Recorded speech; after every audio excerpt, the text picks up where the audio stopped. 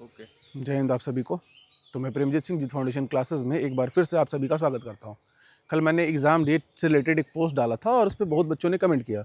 चाहता तो बाकी यूट्यूब चैनल्स की तरह मैं भी कल वीडियो लेके आता, कहता कि ये खुशखबरी है।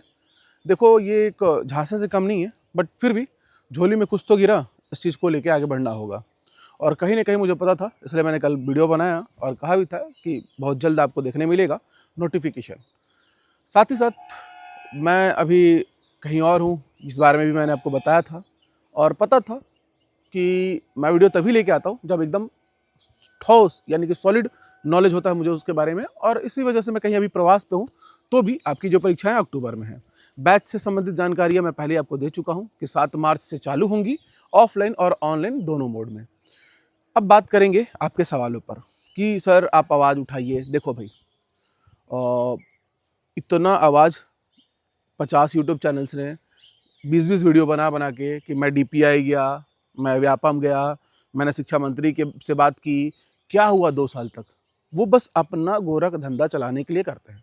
सीधी सी बात है, मैं भी उनमें से एक हूँ, ठीक है? और ये चलते रहता है। और आप लोग इतना पैनिक हो जाते हो कि मैंने कल छोटा सा पोस्ट डाला था कि भाई एग्जाम डेट है और हंसने वाला इमोजी, सर आप हंसने वाला इमोजी डाल रहे हो। देखो आप कितना पैनिक किए। 400 से ज़्यादा उस पर कमेंट आ चुके हैं कि सर आप इसके बारे में आवाज़ उठाइए। बिल्कुल आवाज़ उठाएंगे, लेकिन भाई देखो 50 यूट्यूब चैनल्स 20-20 वीडियो महीने में बना के, हज़ारों वीडियो बना के कितना आवाज़ उठा लिया? किसने क्या कर लिया? हज़ारों वीडियो बनने के बाद भी बस वो ये दिखाते हैं कि मैं डीपीआई गया, मैंने व्यापम में आवाज़ उठाई, मैं शिक्षा मंत्री से मिला, और परिणाम कुछ निकलता नहीं है। तो मैं भी आपको भ्रम में नहीं रखूँगा, आपके कहने पर मैं वीडियो ज़रूर बनाऊँगा, लेकिन उसका परिणाम क्या होगा और क्या नहीं होगा ये मेरे हाथ में नहीं है, क्योंकि सरकार किसी की सुनती नहीं है। और कितने बेहतरीन तरीके से उन्होंने कहा कि इस सत्र में वो शिक्षक भर्ती करेंगे, लेकिन हुआ क्या कि एग्ज़ाम डेट आपको ऐसा दिया गया है अक्टूबर-नवंबर का कि उसका परिणाम आएगा और उसके बाद अगर काउंसलिंग हुई भी, जो कि पूरी तरीके से नहीं करवाई जाएगी या करवाई भी गई, तो आपको अगले सत्र में ही जो है बच्चों को पढ़ाने का मौका मिलेगा। ये तो तय है। साफ दिख गया सरकार की मंशा कि इस सत्र में शिक्षक भर्ती नहीं हो रही है। सीधे लेके गई वो कहा 2027। उसके बाद 2028 चुनावी वर्ष होगा, तो अब चुनावी वर्ष में हो सकता है कि कुछ पद आपके झोले में गिर जाए और सरकार अपनी जो है जो इमेज है उसको चमका सके। रही बात मेरे वीडियो बनाने या किसी और की कि मैं हम जाएंगे व्यापम, हम ये करेंगे, हम आवाज़ उठाएंगे, कुछ नहीं होने वाला। इन लोग के आवाज़ उठाने से एक छोटा सा नोटिफिकेशन भी कभी नहीं आया, ना पद में चेंज हुआ है और ना ही कुछ हुआ है, ठीक है? बस आपके पास करना क्या है कि भाई आ गया है एग्जाम डेट, बहुत लंबा समय है, ये तय है, मान के चलो कि आप अगले सत्र में शिक्षक बनोगे। आपको बस करनी है तैयारी, क्योंकि कंपटीशन का लेवल हो गया है बहुत हाई। और रही बात कि बहुत लोगों का सवाल था कि सर सहायक शिक्षक विज्ञान प्रयोगशाला, देखो भाई उसके लिए जो डेट दिया ना शिक्षक सहायक शिक्षक का, उसी दिन सेकंड शिफ्ट में सहायक शिक्षक विज्ञान प्रयोगशाला का एग्जाम करवाया जाएगा या कंडक्ट करवाया जाएगा। ऐसी जानकारी मुझे नहीं है, मैं अनुमान लगा के बता रहा हूँ। और ये अनुमान क्यों सटीक बैठेगा? क्योंकि देखो सहायक शिक्षक हो और व्याख्याता हो। व्याख्याता का तो खैर नवंबर में परीक्षा का दिनांक दिया है। अब देखोगे तो इसमें सीजी टेट और सीट टेट जो पास किए हुए अभ्यर्थी हैं वो बैठेंगे। एक अभ्यर्थी 250 या 300 350 का चंदा देता है व्यापम को परीक्षा लेने के लिए, तो 40 से 50 हज़ार अभ्यर्थी हुए। किंतु जो सहायक शिक्षक विज्ञान प्रयोगशाला यानी लैब अटेंडेंट है, उसमें इस बार कम से कम तकरीबन 3 लाख से ज़्यादा फॉर्म गिरेंगे। कम से कम अगर गिरे तो 3 लाख गिरे, तो उससे एक बहुत अच्छा इनकम सोर्स जनरेट होगा सरकार को। और मात्र 200 पदों पर विज्ञप्ति निकली थी, तो तय मान के चलो कि सहायक शिक्षक विज्ञान प्रयोगशाला आएगा ही आएगा और उसी दिनांक पर लिया जाएगा सेकेंड शिफ्ट में या फर्स्ट शिफ्ट में ही। फर्स्ट शिफ्ट में तो पॉसिबल नहीं है, तो सेकेंड शिफ्ट में उसकी परीक्षा कंडक्ट करवाई जाएगी उसी दिन उसी डेट पर, क्योंकि वो बहुत अच्छा इनकम सोर्स है सरकार का। सरकार आपके बारे में नहीं सोचती है, लेकिन इसके बारे में ज़रूर सोचती है, ठीक है? तो अब करना क्या है कि भाई जो विज्ञान, गणित या आपके वाणिज्य या किसी भी विषय से, जीव विज्ञान, ठीक, तो अब सबका जो सिलेबस है वो जल्दी जारी होगा। अब देखते हैं कब तक होगा। अब वो बिना उसके जारी हुए मैं आपको कोई भी रणनीति या कुछ और भ्रम भटकाने वाली बातें नहीं बताऊंगा। ये नहीं कहूँगा कि मैं डीपीआई जा रहा हूँ, मैं व्यापम जा रहा हूँ, मैं शिक्षा मंत्री से मिल रहा हूँ। फलाने बथेरे लोग हैं, उन्होंने किसी का नहीं सुना।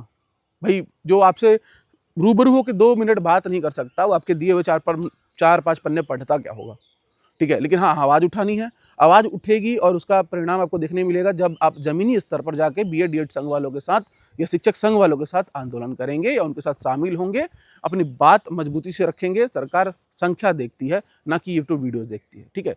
अगर यूट्यूब वीडियो देखती तो बात ही कहने कुछ और थे।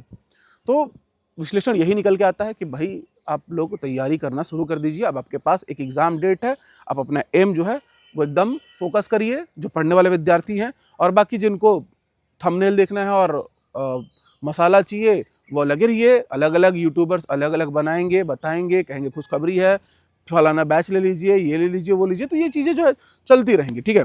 अब मैं भी अपने बैच की बात कर लेता हूँ क्योंकि ये ज़रूरी है। और बैच से रिलेटेड जो भी जानकारी है, ठीक है, उसके लिए मैंने अभी तक कोई नंबर तक जारी नहीं किया है। बस मैंने आपको कहा है कि चैनल का नाम जीत फाउंडेशन क्लासेस है, बट एप्लीकेशन जो रहेगी वो प्रेमजीत फाउंडेशन के नाम से रहेगी। कोर्स लेना नहीं लेना, बाकी लोग की तरह मैं नहीं कहूँगा कि we are the best, but आप कंटेंट देखोगे, चाहे वो मैथ्स का होगा इस बार, या ईवीएस का होगा, या कंप्यूटर का होगा, या इंग्लिश का होगा, या हिंदी का होगा, या सीडीपी का होगा, one of the best content आपको मिलने जा रहा है। और सबसे नॉमिनल प्राइस रहेगी।